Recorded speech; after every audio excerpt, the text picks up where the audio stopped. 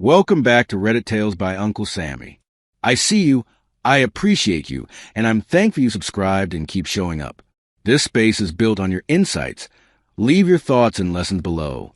Now, cue the tension, cue the truth, let's get into it. The cruelest thing my partner did was sit beside me like I was nothing, hide her phone in the dark, and calmly reduce me to background in messages to the man she was betraying me with. Scheduling her exit like I was an inconvenience she could discard once the money cleared, while still coming home to my bed and letting me believe we were only going through a phase. Here's how it happened. The bitter taste of betrayal sat on my tongue at 2:17 a.m. in late November, when the heat clicked on and the vents answered with a tired rattle. Outside, a cold rain glazed the streets of Portland, Oregon, turning the neighborhood lights into smeared halos. My name is Nia Whitfield. I spent 10 years in the Marines before moving into corporate cybersecurity. Combat taught me how silence can warn you louder than shouting. In our bedroom, my wife faced the wall, shoulders stiff, phone glow pooling on her satin pillowcase like a secret. I knew her breathing the way you know your own address. Nia wasn't asleep. She held her breath in short. Control counts whenever she wanted me to believe she was exhausted. She also had a tell when she lied. She pressed the tip of her tongue against the inside of her cheek, then smoothed her hair twice, the same 2 strokes every time. That night, she did it without turning around. The screen brightness dipped, then flared again. Someone was still awake on the other end, and it did not work. If you ever felt that cold shift where the person you love starts moving like they're hiding something, stay with me. Because what I found was not just betrayal, it was a plan. Drop your city in the comments while you watch, because I want to know where you're listening from. 6 months earlier, I would have reached across the sheets, asked softly what was wrong, and tried to bring warmth back into the space between us. I would have used the name I used when I wanted her to laugh, and I would have believed her answer because believing felt like love. I did not move. I kept my hands folded against my chest and let discipline do the work emotion used to do. Quiet is not surrender. Quiet is control. In the dark, control was the only thing I still owned completely. I cleared my throat just enough to announce I was awake. Nia exhaled like my existence was a request for labor. "Darnell, I have a morning call," she said, voice clipped, the sound of the door closing without the courtesy of footsteps. No surprise, no affection, no question. The last 4 months have been like this. No touch, no lingering. She treated my hand on her shoulder like a spill on fresh clothes. The bed, once our refuge, had turned into a border nobody crossed without consequences. I got up, careful not to scrape the bed frame, and walked to the kitchen for water. The house was quiet except for the soft pulse of my smart home system, something I installed because systems behave when you design them properly. I kept my routines tight. A bottle of water, 2 minutes at the sink, then a slow look at the room before I sat. On the refrigerator, a calendar hung crooked, held by a magnet shaped like a lighthouse from our first road trip. Tomorrow's square should have mattered. It was the anniversary of our first date, 8 years ago, when I took her to a small Italian spot near the waterfront in Baltimore's Inner Harbor, before our jobs carried us west. She wore a red scarf and laughed so easily I remember thinking happiness had a sound. That date is not circled now. Either she forgot or she did not care. I sat at the kitchen table, the chair leg steady on the tile, and let my brain do what it always does when a pattern breaks. Measure, compare, and refuse denial.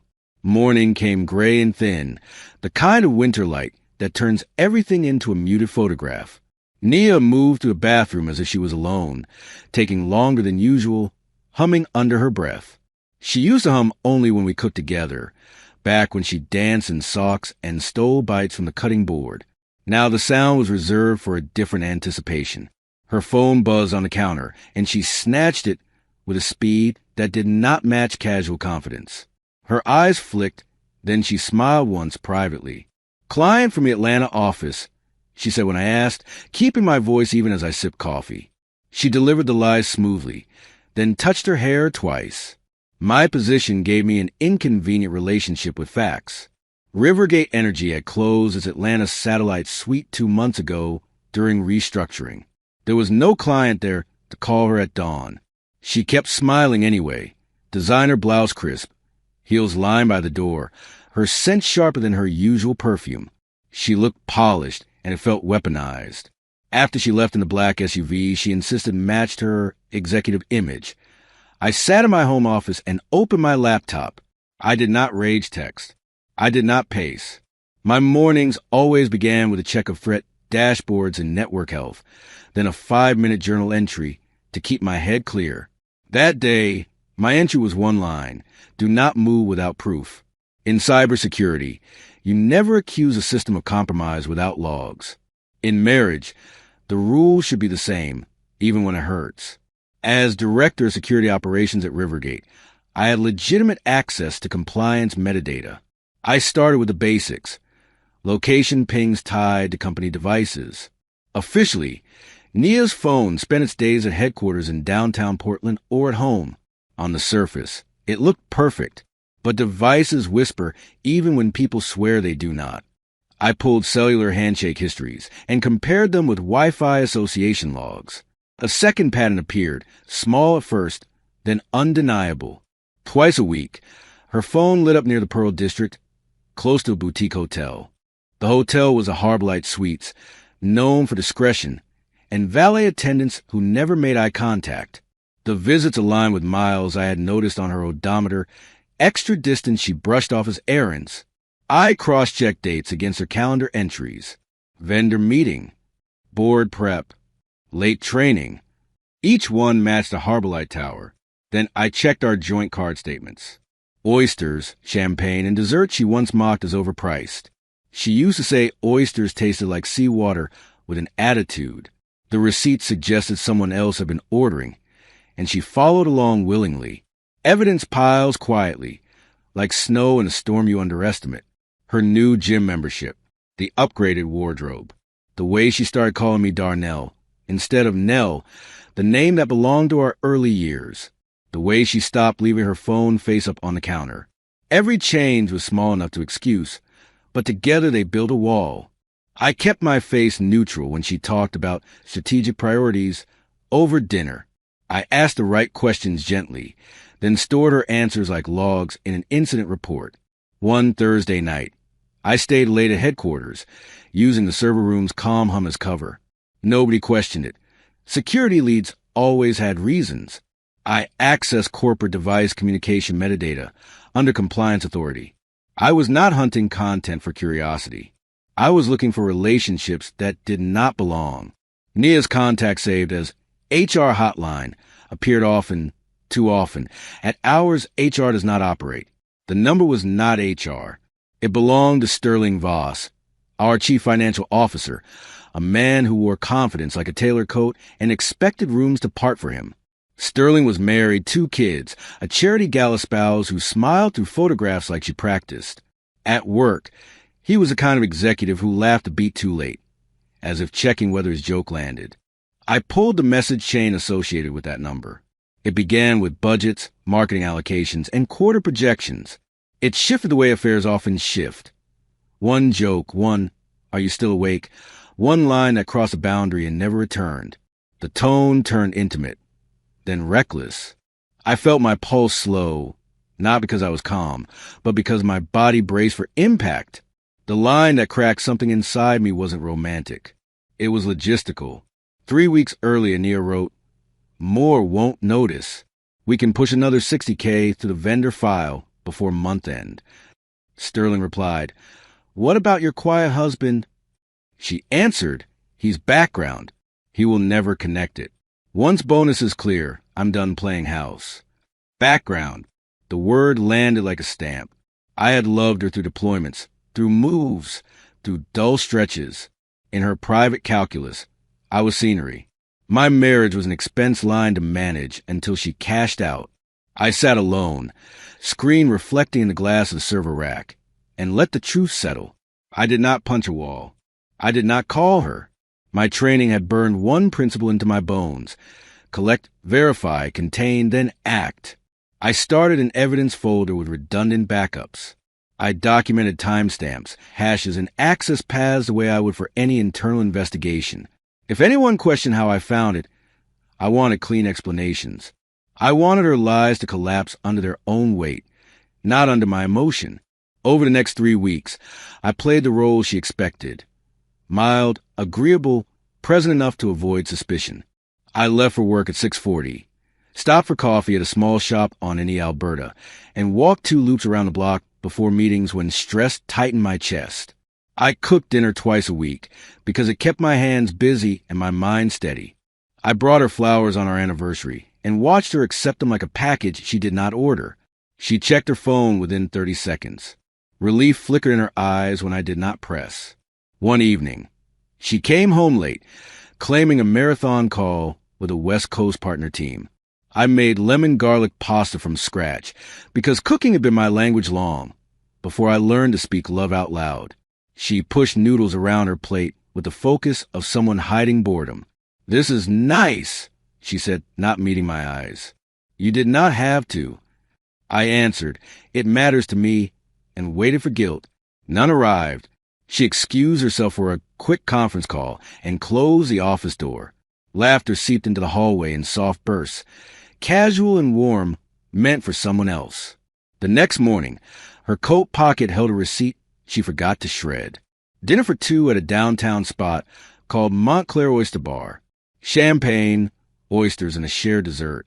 The date printed at the top was our anniversary night. She had not forgotten. She had chosen. I folded the paper once, then twice, and filed it. My hands did not shake. The numbness was worse. It meant my heart had already begun protecting itself by shutting doors I did not know existed. I went to work and smiled at co-workers, careful and polite, while my life reorganized silently inside me. Fraud was the second thread, and it was easier to track than betrayal. Money leaves prints. I followed vendor payments tied to marketing campaigns Nia managed. A shell consultancy appeared repeatedly, billed for creative placement and regional activation. The invoices were slightly inflated, not enough to trigger routine flags, but consistent enough to form a pattern. I traced ownership records and found a registered agent in Wilmington, then a mailbox address in Tampa. Behind it, an account Sterling controlled. A second shared account connected to Nia. Over 18 months, the skim total reached $2.2 million. They were not geniuses. They were greedy. Then I found career sabotage. Emails showed Nia forwarding confidential candidate evaluations to Sterling, handing him leverage to undercut rivals. A project lead named Marcus Ellison lost a promotion after his metrics were quietly reframed as risk. A VP candidate, Alana Price, saw her initiative defunded after rumors about poor stakeholder management circulated from anonymous notes Nia ghostwrote. These were good people who worked hard and trusted the process. Nia treated them like obstacles. Her ambition had stopped being ambition and turned into appetite. The more I learned, the less I recognized a woman who once cried during sad movies and apologized to strangers she bumped into in grocery aisles. The person who could end this was Lionel Moore, Rivergate's founder and CEO. He was not old money. He was stubborn money, the kind built from nothing and guarded like a family heirloom. Lionel still walked factory floors in a simple jacket and remembered names from years ago. He valued loyalty, but he valued integrity more. People feared him not because he yelled, but because he paid attention. I requested 15 minutes on his calendar with a bland subject line, Internal Security Review. He approved it within an hour. My stomach tightened, not from fear of him, but from the finality of what I was about to set in motion. Lionel's office sat high above the river, glass walls framing the city. He looked up as I entered, eyebrows raised. "Whitfield," he said, "you do not book time unless it matters."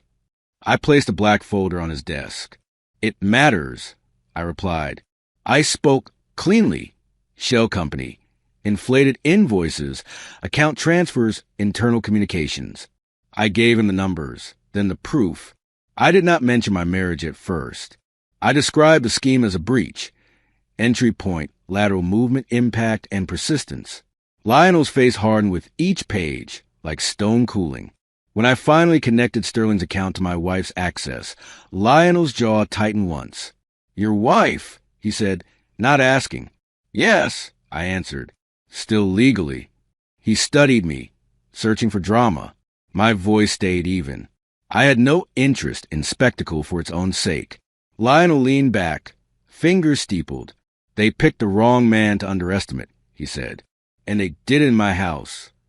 He tapped the folder once, decisive. The Rivergate Foundation Gala is next Saturday. Board members, investors, press. We handle this publicly enough to end speculation, but clean enough to protect the company. You will coordinate security and evidence display with legal. No leaks until we choose. I nodded. The plan was in shape now. Shape meant inevitability. The week leading to the gala felt like living beside a train track, hearing the vibration before the headlights appeared. At home, Nia floated through days with a brightness I had not received in months. She mentioned a major announcement, eyes shining, and asked whether my tux still fit. She adjusted my collar with a familiarity that felt borrowed from an earlier version of us. Try to look sharp, she said. This night matters. I answered, I will not embarrass you, and meant it in ways she would not understand until too late. I slept in short stretches, then woke to do push-ups quietly, not for strength, but for steadiness. Saturday arrived cold and clear. Nia treated the day like a coronation. She booked a stylist on NW 23rd, got her nails done in a pale pearl color, and spent too long examining her reflection, tilting her head as if searching for the angle that made her seem untouchable. Hertel appeared again at breakfast, tongue to cheek, hair smoothed twice, then a cheerful lie about a committee call. I spent my morning reading the gala security run sheet, then doing a slow walk through my house, noting what would need changing after this. My therapist once called it pre-grief. I called it preparation. Nia chose a midnight blue gown that cost more than my first car. The price tag did not bother her. She cared about value, and value to her was whatever made people stare. She asked about earrings, holding up emeralds and then diamonds without looking at me. Emeralds, I said automatically. She chose diamonds anyway. They hold resale better, she told her mirror, satisfied. A small detail, but explained everything. She was not building a life with me. She was building assets. I drove separately to the venue because she wanted networking flexibility. I let her have it. The gala took place at the Grand Larkspur Hotel, a renovated landmark near the riverfront with chandeliers that glittered like frozen fireworks. Inside, the air smelled like champagne and expensive cologne.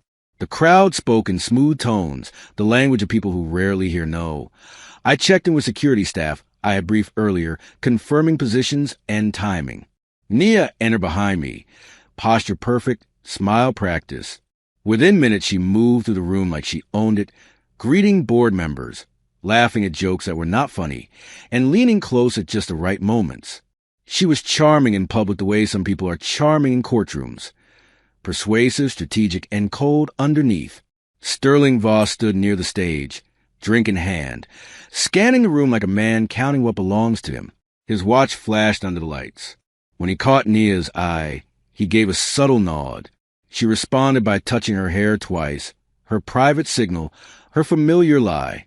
Anyone else might miss it. I did not. I spent the cocktail hour speaking with managers, investors, and a few auditors who looked more alert than the rest. A woman from accounting, Renee Dalton, asked how I was doing in a tone that held careful concern. Busy, I said, and she nodded as if she understood that busy sometimes means surviving. Dinner was a parade of courses and wine pairings. I sat at a table with directors who talked about ski property in Vail and the merits of private aviation.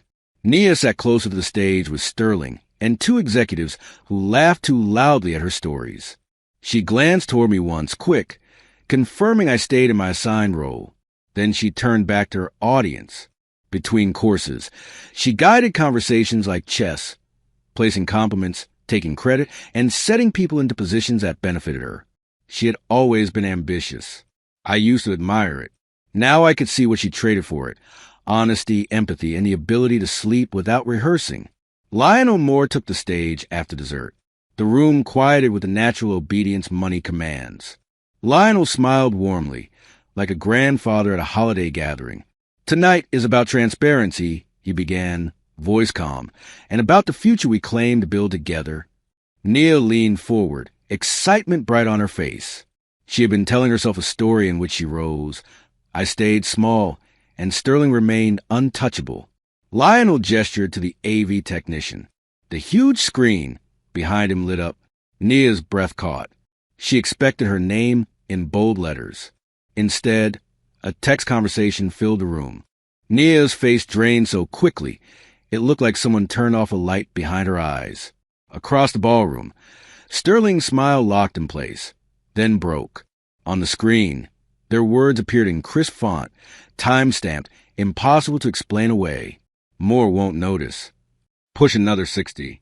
Your quiet husband is the background. Bonus is clear, I'm done playing house. The room held its breath, a collective pause that made even the waiters stop moving. Lionel's tone stayed steady.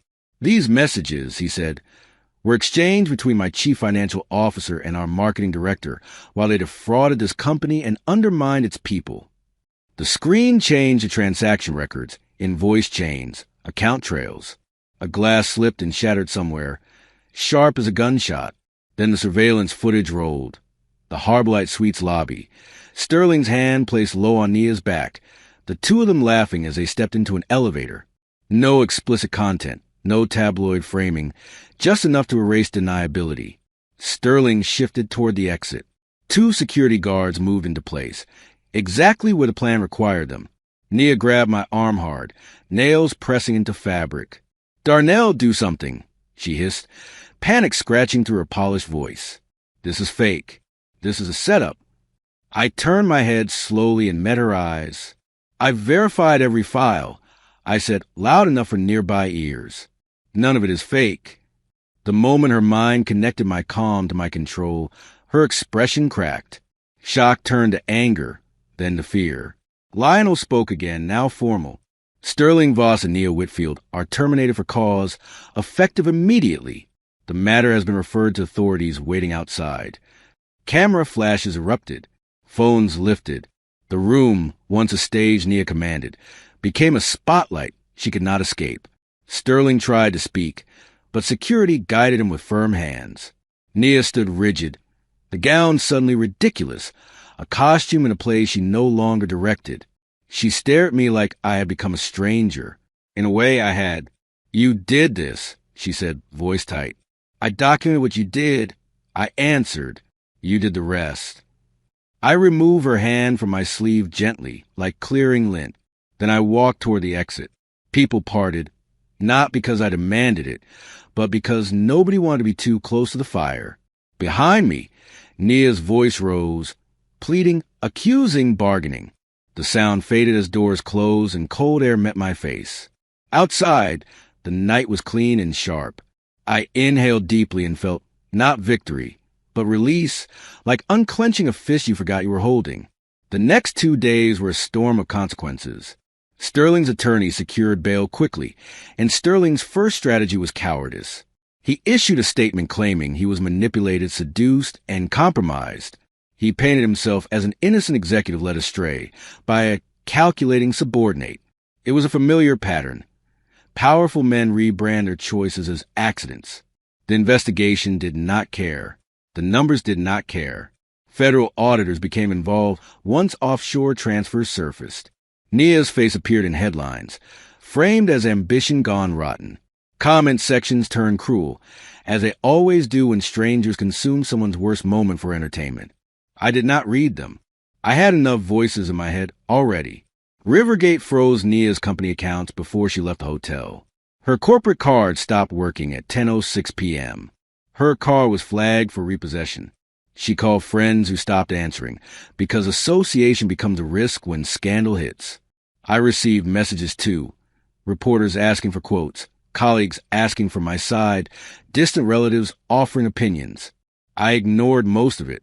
My focus stayed narrow: legal protection, asset security, and emotional survival. I met with my attorney Monday morning on a street lined with bare trees in Selwood. We changed security codes, documented property ownership, and filed emergency motions based on spousal fraud. The practical work calmed me. It gave my hands something honest to do. Nia came home that night in the rain, standing outside my gate in a coat too thin for the cold, hair flattened, makeup streaked. I did not frame it as a scene. It was simply what happened. Pressure against the gate, then the doorbell, then a fist against wood.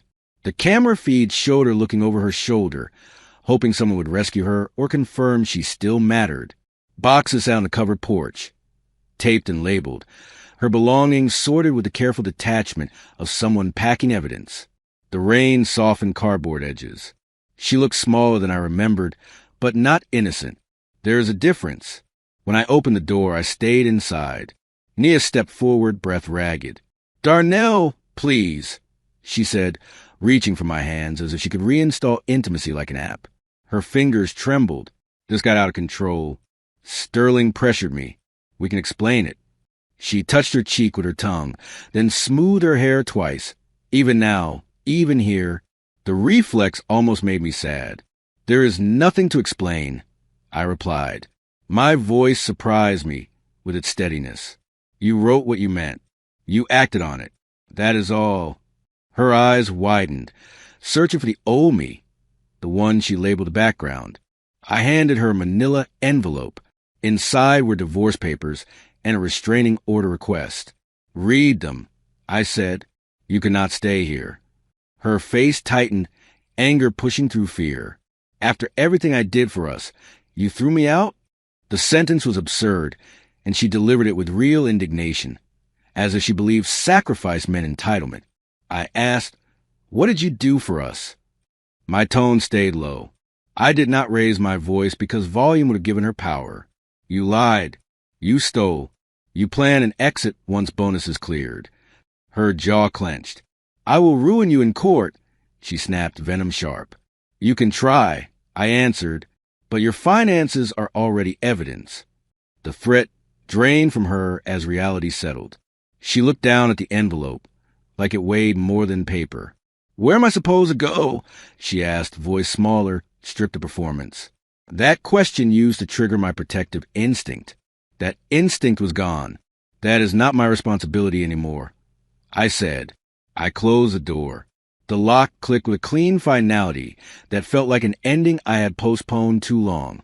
I leaned my forehead against the wood for one breath, then turned and walked into a house that felt both empty and calmer than it had in months. Silence can be cruel. Silence can also be peace. I poured a glass of bourbon and sat in my favorite chair, the one by the window that faced a maple tree. My hands finally shook, not from regret, but from adrenaline leaving my body. I waited for triumph. It did not come. What arrived was exhaustion, thick and heavy, the kind that follows sustained stress rather than a single event. I thought about how war teaches you to expect danger and corporate life teaches you to expect politics, but marriage betrayal teaches you to question your own judgment. I replayed small moments, searching for the first crack I ignored. I did not romanticize it. I needed accuracy, not nostalgia. Accuracy is how you heal without lying to yourself. Legal proceedings move slowly, the way systems do when they're designed to be thorough. Nia's attorney tried to paint her as a pressured employee and me as controlling, alleging I accessed private data out of jealousy. My counsel responded with documented authority scope and forensic verification. For every story her side offered, there was a log file and an audit trail. Depositions began. I answered questions with short, factual sentences. I did not speculate about motives. I did not insult her. I refused to perform grief for an audience. The fraud case expanded, pulling in outside contractors who had signed off on fake invoices. The government moved with quiet patience, building a case brick by brick. Reality does not need to shout. The hardest part was not court dates or paperwork. It was a routine disruption. Coming home and automatically reaching for my phone to share a small detail, then stopping. Hearing a song in the grocery store and remembering how she used to sing it off key to make me smile. Those moments were not dramatic. They were sharp. I started therapy twice a week because strength without processing turns into brittleness. I returned to my rituals. Morning run along the river, journal entry, then work. When anxiety pressed in, I cleaned not compulsively, but deliberately. Order in the physical space helped my mind remember it could be order too. I learned that healing is mostly repetition, not revelation. Sterling took a plea deal within 4 months. The agreement included prison time and restitution large enough to reduce his lifestyle to something closer to ordinary. His cooperation removed any plausible deniability from Nia. Sterling's wife filed for divorce quickly, and within weeks she sold her suburban house outside Beaverton and moved back east, closer to family. I did not feel satisfaction about her pain. She was not an enemy. She was collateral damage, and collateral damage is never a victory. It is simply a cost. When people pursue appetite over integrity, the bill arrives for everyone nearby. I understood that more clearly than ever. I ran into Sterling's wife once in a quiet coffee shop near my office. She recognized me first, offered a tight, polite smile, then asked if she could sit. Her name was Elise. She looked tired in a way makeup cannot hide. We spoke for 15 minutes. She said not knowing had been worse than the truth. Suspicion turns your house into a maze, she said, stirring her drink though she did not sip. At least now I can stop guessing. I told her she deserved steadier ground. She nodded like she wanted to believe it. When she left, I sat for a while, thinking about how many lives intersected with Nia's decisions and how far the ripples travel once they start. Lionel Moore called me into his office a month after the gala. I expected a conversation about boundaries, about access, about the risk I took exposing executives. Lionel offered a handshake instead. "You handled it clean," he said. "No unnecessary mess. No shortcuts. We need more of that." He proposed a security consulting subsidiary under Rivergate's umbrella, focused on internal fraud prevention and incident response. The offer was generous. I asked for time. My career had always been about threats outside the network. Now I have learned how often the threat sits inside the house. I was not sure I wanted to spend my future living in other people's betrayals. There is a cost to constant suspicion. I already carried enough. The divorce finalized in early May, on a bright morning when the courthouse steps felt warmer than expected. The judge moved efficiently once the fraud evidence entered record. Nia's attempt to claim half collapsed under her own messages and the financial trail. She kept personal items and walked away with debt and a damaged name. When I signed the final paper, I felt something loosen in my chest. It was not happiness. It was a relief, clean and understated. Outside, people moved through their day without noticing mine had changed forever. That anonymity was comforting. I drove home slowly, windows cracked, letting fresh air replace stale tension. At a red light, I realized my jaw was unclenched for the first time in months. I accepted Lionel's offer later that summer, not because I wanted revenge work, but because I wanted my skills to protect people who play by rules. The consulting unit built controls, trained teams, and audited systems before fraud became headlines. I worked long hours, but the work felt honest. At home, I started changing the space. I repainted walls Nia chose, replaced furniture that carried too many memories, and donated items bought with questionable money. I kept what was mine, my books, my tools, the old cast-iron skillet from my first apartment. The house began to feel like mine again, not a museum of compromise. I planted herbs in the backyard because tending something living reminded me I could still care without losing myself. Nia tried to reach me a year later through an intermediary because the restraining order remained active. She wanted to apologize. Allegedly, she wanted closure. The request landed in my inbox like an echo from a room I had already left. I did not respond. Anger was not the reason. Anger had burned down and left ash. The reason was simpler. There was nothing left between us that required maintenance. She could not rewrite what she did with a better sentence. An apology can acknowledge harm, but it cannot restore trust once trust has been used as a tool. I wished her no special suffering. I also offered her no access to my peace. Peace is expensive when you have to rebuild it from ruins. The last I heard, Nia found work at a small marketing firm outside Tucson, Arizona, under a supervisor who managed her tightly. She was rebuilding in quieter rooms with fewer chandeliers. Part of me hopes she learned something real, not because she deserves comfort, but because the world does not improve when people repeat the same damage. Still, hope is not an obligation. My nights grew steadier. I slept without listening to the phone glow. I stopped counting days. I returned to small pleasures. Saturday morning pancakes, long walks during light rain, jazz playing low while I cleaned the kitchen.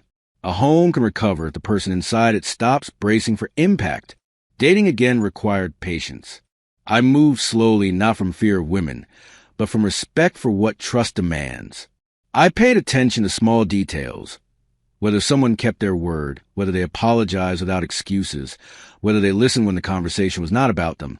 I met a woman named Marissa Grant at a community fundraiser for animal rescue. She was a veterinarian with laugh lines and the kind of direct honesty that made manipulation difficult. She had a habit of humming softly while thinking, as if ideas needed a soundtrack. When she disagreed, she said it plainly, not dramatically. Being with her felt uncomplicated, which did not mean easy, but it meant mutual. Sometimes I caught myself waiting for the hidden hook. With time, the waiting faded. I still carried flaws. I avoided confrontation for too long in my marriage because silence felt safer than conflict. I mistook stability for health. I believed love meant endurance, even when endurance became self-erasure. Therapy helped me name those patterns without self-hate. I learned that calm could be strength, but calm can also be avoided. The difference is whether you use it to protect yourself or to refuse reality. My journal entries changed from evidence-style notes to honest reflections. One morning I wrote, "I did not lose my marriage at the gala. I lost in the months I taught myself to accept coldness as normal." That line hurt, and it helped. The company moved on quickly, as corporations always do. Rivergate announced reforms, new compliance teams, and a renewed commitment to ethics. People who praised Nia's drive began claiming they always sent something off. It was revisionist, but predictable. I focused on what was real. The systems we built, the policies that reduced risk, the conversations that encouraged whistleblowing without fear. I trained teams to notice small anomalies early, because big disasters begin with tiny permissions. My work became a kind of translation, turning human behavior into safeguards that protect others from the consequences of unchecked appetite. The irony was not lost on me. I had not protected my own home soon enough, but I could help protect other people's livelihoods. That was not redemption. It was for a purpose. Some nights, I thought about the ballroom moment, trying to label what I felt. Not victory, not vengeance, mostly fatigue, and the strange calm that comes when uncertainty ends. People imagine exposure as a fireworks show. For me, it was more like a switch turning off. The constant hum of suspicion stopped. The question marks dissolved into periods. I understood then that truth is not always dramatic. Truth is often paperwork, timestamps, and a door that closes. When friends asked if it felt good, I answered honestly. It felt final. Finality is underrated. It gives you a line to stand behind. My relationship with Lionel changed too. He respected my restraint, and I respected his insistence that integrity is not a branding exercise. He reminded me of commanders who hate unnecessary noise. "Do your work," he told me once, "and let the evidence speak." That became my guiding principle beyond the office. I stopped explaining myself to people committed to misunderstanding. I stopped trying to win arguments with ghosts from my past. Nia had treated my quiet as weakness because she misunderstood what quiet can be. Quiet can be a decision to conserve strength for the moment that matters. I knew that now in a personal way. I also knew I did not want to live as a constant strategist in my own life. Planning is helpful. Living only in contingency is not. I took better care of my body, not as punishment, but as respect. Morning runs became longer, and I added a weekend boxing class because hitting a bag safely gave my anger a place to go when it surfaced. I learned to cook new dishes that did not remind me of our old routines. Jerk chicken with roasted vegetables, miso soup, cinnamon oatmeal. I hosted my brother and his kids sometimes, letting laughter return to rooms without echoing off old hurt. I fixed small things around the house myself. A squeaky hinge, a loose tile, a leaky faucet. Repairs were satisfying. They offered immediate results, unlike marriage, where effort does not guarantee safety. I also learned to accept that some questions do not have clean answers. Why did Nia change? Was she always that person, or did her environment sharpen something already there? The truth is, I may never know, And certainty is not required for closure. People do what they do, and then they explain it afterward in whatever language protects their ego. Nia's language was ambition. She used it like a shield. She told herself she was climbing. She was also talking. My job now was not to analyze her until I found a satisfying reason. My job was to protect my future from repeating my past. That meant honoring what happened without becoming it. When Rain returned to Portland, it did not feel like an accusation anymore. It felt like weather. I sat on my porch one evening with a warm mug, listening to drops hit the railing in a steady rhythm. The neighborhood was quiet, a few cars passing, distant music from a house down the block.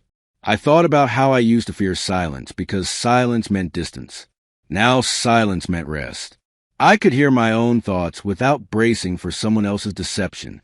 In my living room, the new paint colors softened the light. The old lighthouse magnet still held the calendar, but the squares ahead were not haunted by missing circles. They were just days, waiting to be used well. I remained careful at work, but I stopped carrying suspicion into every conversation. I learned to separate professional vigilance from personal paranoia. There is a difference between paying attention and expecting harm. Paying attention is healthy. Expecting harm is a prison. Marissa helped with that, not through speeches, but through consistency. She showed up when she said she would. She asked questions without traps. She laughed when something was funny and looked concerned when something hurt. That steadiness did more for me than any dramatic declaration could have. I realized I had been starving for simple reliability. I used to confuse intensity with love. Now I understand that love is often quite competence. People doing what they said again and again. Occasionally, a former colleague would mention Nia's name in passing, and the air would tighten briefly. I did not pretend indifference. I acknowledged the discomfort, then let it pass. Avoiding memory does not erase it. Integrating memory does. I kept one copy of the divorce decree in a locked drawer, not out of obsession, but because documentation matters. I kept a small folder of evidence hashes too, stored away, because a professional in me respects closure through records. But I did not reread them. I did not revisit the texts. I did not need to reopen the wound to prove it was real. The scar existed. That was enough. I think about how the story could have ended differently if I had confronted earlier, if I had demanded counseling, if I had refused to accept the slow slide into disrespect. Maybe it would have ended anyway. Maybe it would have ended sooner. I cannot change those branches. I can only change what I do with the lesson. The lesson is not trust no one. The lesson is trust yourself. When the pattern breaks, when your instincts whisper, you listen and you investigate, not to punish, but to protect. I used to believe love required ignoring discomfort. Now I believe love requires honesty, including honesty with yourself. That belief has made my life calmer, not colder. On the anniversary of the gala, I did not mark the date. I noticed it only because my therapist asked how I felt around that season. I told her the truth. The memory no longer stung every day. It was simply a chapter. I drove to the coast that weekend, parked near a quiet beach, and walked along the waterline with my hands in my pockets. The wind was sharp, and gulls circled above, indifferent to human heartbreak. I thought about how people chase status like it can save them from emptiness. Status did not save Nia. It did not even satisfy her. It only gave her a stage for her downfall. I did not feel superior. I felt gratitude that I got out before I became someone I disliked. Now, when I lie down at night, the bed is not a battlefield. It is just a bed. The phone on my nightstand is face down, not because I am hiding it, but because I do not need it to glow in the dark to feel connected to anything. I still wake sometimes before dawn, habit lingering, and I do what I always do when my mind starts sprinting. I breathe slowly, count to 10, then remind myself I am safe. In the morning, I make coffee, open my journal, and write one honest sentence. That practice keeps me grounded. A life does not rebuild itself through one grand gesture. It rebuilds through daily choices that honor your dignity. If there is a moral here, it is simple and unglamorous. Pay attention to small shifts. Respect your own discomfort. Do not trade peace for someone else's convenience. Do not mistake quiet endurance for love if endurance is erasing you. I did not win the war I wanted. I survived a collapse I did not choose, and I rebuilt without begging for anyone's permission. The rain still comes. The world still moves. My work still brings difficult truths. But my home is steady, my mind is clearer, and my future is mine to shape without someone else's secret script. If this story kept you locked in, hit like, subscribe, and turn on notifications because the next one is even wilder. And comment on your location for a chance to get a dedicated story shout-out for the top mentioned city. The end.